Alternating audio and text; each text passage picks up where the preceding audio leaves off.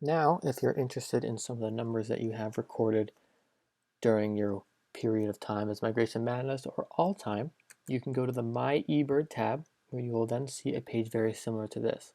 Again, I'm on the Eco Travel page to show you some of our information here. This page breaks down, you can look at lists from major regions, which includes the world, hemispheres, continents, by individual countries, by individual states, all the way down to individual counties. Now this also breaks down the total species you see in your life this year or this month. And then you can click on some of these options to see them. So if you're interested in seeing your total life list, you would click on that number and it would show you a list of the species and where you first recorded them. And then you can click and you can see all the times you saw them. So this year we saw some great tinamous down in Costa Rica. So we can hit view all and we can see the locations and the date and the number of great tinamous that we saw. And this can be done for any species on your list. You can also click on a location to see the species you saw at that location. Total number of species. So we can see at Parque Nacional Carrera, we saw 30 species at this specific hotspot at the park.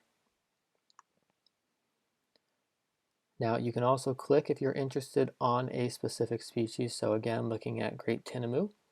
This will bring you to the species page and it will include some photos, some general information, the overall reports all time on eBird and photos and in your own record.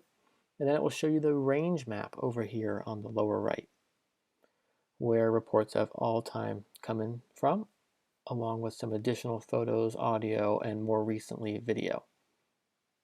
And then it offers to take you to Birds of the World, which is Cornell's paid subscription service, which has much more in-depth information for professionals and researchers and conservationists focused on specific areas.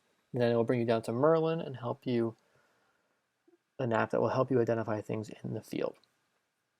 And this can be done for any species, not just on your life list. You can just hit change species or under the Explore tab under the species.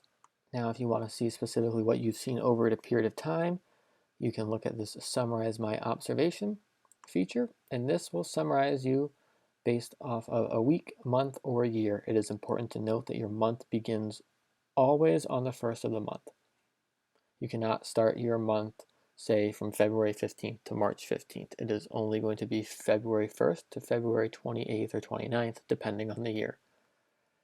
Now, if we did a month report on that example for February 1st of 2020, we would then hit continue and it would ask you where you would like to select your checklist from. Now we can see these auto-selected ones are all ones that were done from an app and then not selected to a specific hotspot.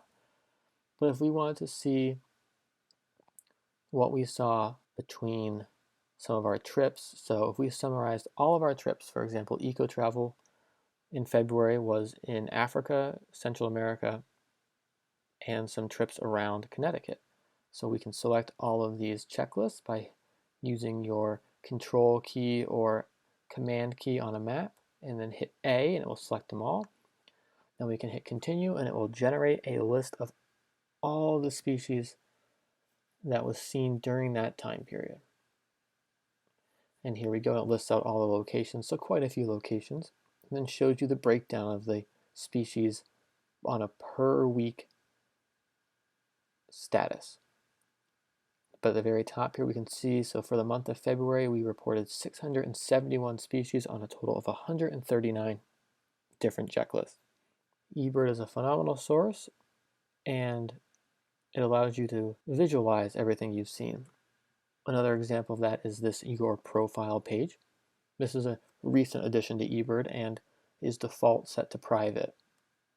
Now you may have noticed on some of the checklist names turn up as blue. You can click on those names and see people's maps. So you can see where all time, over the past 50 years, Connecticut Audubon has led some trips. Now we're still in the process of putting some trips into eBird, but you can look at your own map and it can continue to go down to the county level. So if we look at Connecticut, we can see a nice color-coded map again of where we've reported most of our species from. And we can zoom out even farther and see the whole world, about all over the world where we've led trips.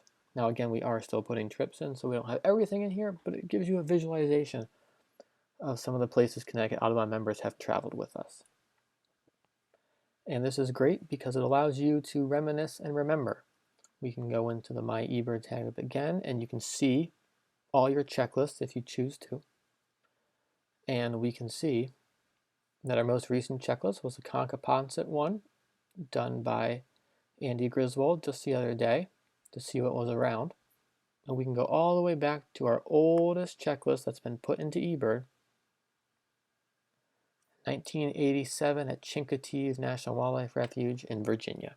And it's great to put your old data in here if you have it, because again, you are helping citizen science, and every checklist put into eBird is helping to further conservation efforts around the globe. eBird has been used in over 100 scientific publications talking about the conservation of birds. So it's a phenomenal resource to consider using, especially if you want to take in Migration Madness.